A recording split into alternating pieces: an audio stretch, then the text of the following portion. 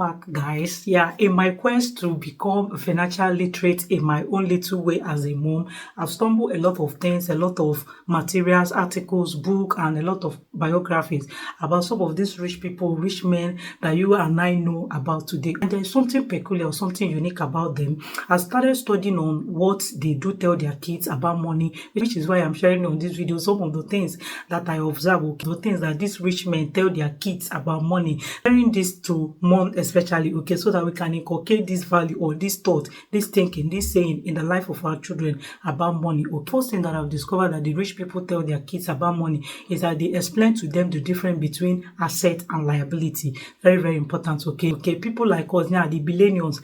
Let me know in the comment section if your mom or your dad actually taught you about asset and liability, because I know that, I mean, they were not even taught in school. How much more our parents, okay? Back then, or growing up as a child, we are used to, even in school, is to study. You have to behave well so that when you graduate, you get work and start earning money. Like, I remember my parents sitting me down to teach me in between asset and liability. And when I started studying about these rich people, how they teach their kids about asset and liability, it kind of makes sense. Okay, let me know in the comment section if you have read that book, Rich Dad Poor Dad. Like, he detailed it very well. Let them know, okay, this is asset, this is liability, this is the one that you save, this is the one that you spend, and all that. Okay, then another thing that I've actually discovered about these rich men or these rich people, what they teach their kids about money, is the importance of money. Okay, their kids know that, oh, money is important.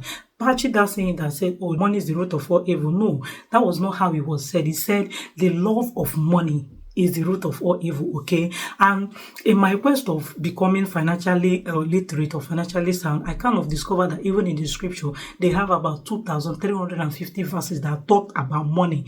Like, it was stunning, it was surprising to me. Okay, I'm just like, okay, if money is the root of all evil, like we claim or like we believe, why is the Bible talking about the 2,350 verses that actually talk about money? So it's not all about money, it's about the love of it.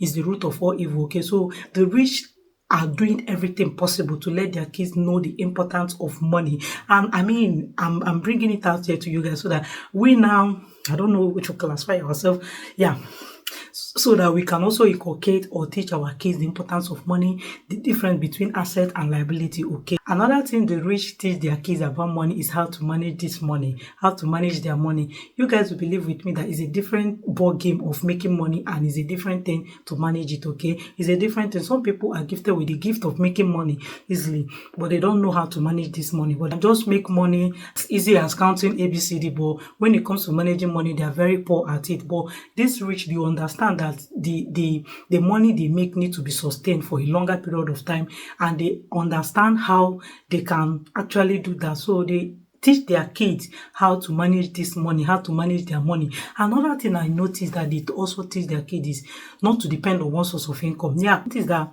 these rich men or these rich people, when you study their life, you find out that they don't believe on one source of any money. Like, none of them have only one source of income. So they try to inculcate that in their kids, in the life of their children. Back then, growing up, I noticed one trend. It's either you are in business or you are in school. Okay, like so many people, when they finish secondary school, they will now go to and do apprentice and serve their master and all that. That way they are making money. Then some people will toe the path of going to school, and these rich people, they understand that, oh, you can actually go to school and still do business. You get, because that growing up, like I was saying, that everybody will be after good grades so that when you graduate or you get work. When notice something, to be honest with you guys, that after school, if you are not rooted with the family that does business, like if a white collar job is not forthcoming, you kind of find it difficult to gain your balance to becoming human being. Okay, so that's why you see some people, after going through school and everything, they'll still find it difficult to do business because they are not trained that way.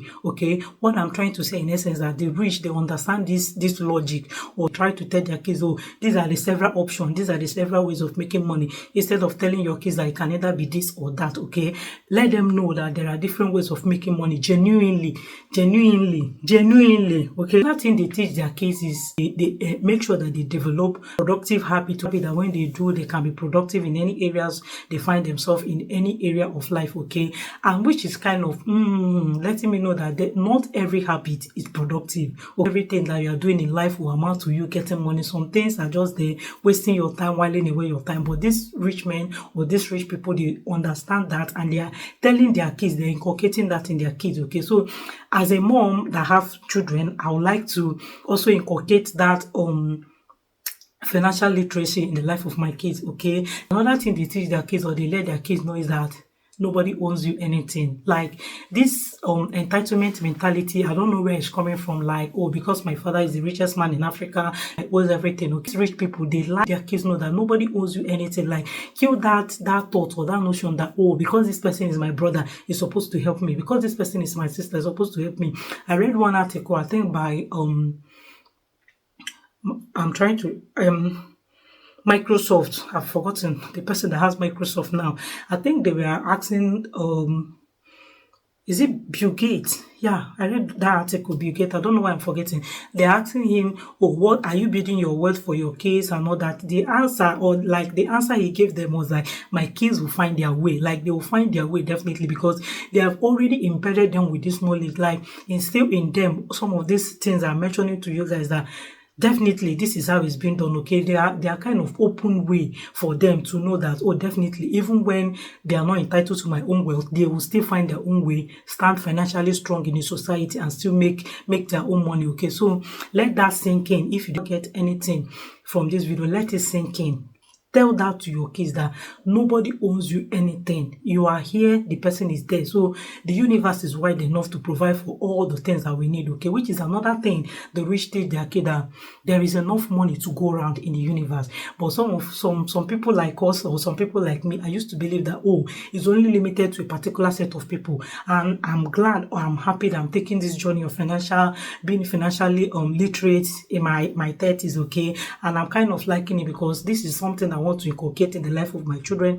I want them to grow up with that mindset I grew up with about money. Okay, so I just wanted to know that the universe is wide enough to provide for everybody all their need, all the money. Okay, because this rich, they understand this thing, and they're telling it to their kids. The kids are running with it. It's not looking as if that this money is being segregated to one particular section, whereas the rich are also telling their children that the universe is enough to provide all the money that each and every one of us need. Now, another thing the rich tell their kids and their children, that, see, you can never get tired of learning. You can never get like saturated with information, with knowledge, which is why they always go for conference. They always go for like get together with each other to sharpen their mind, share ideas, like hear from one person or the other person. They don't hoard information among themselves. Okay, that's one of the things that I also noticed, or some of the things that I found out, which are telling their kids about money. The next one, which is going to be my last for the sake of this video, I don't want it to be long. Let me know in the comment section if you like part 2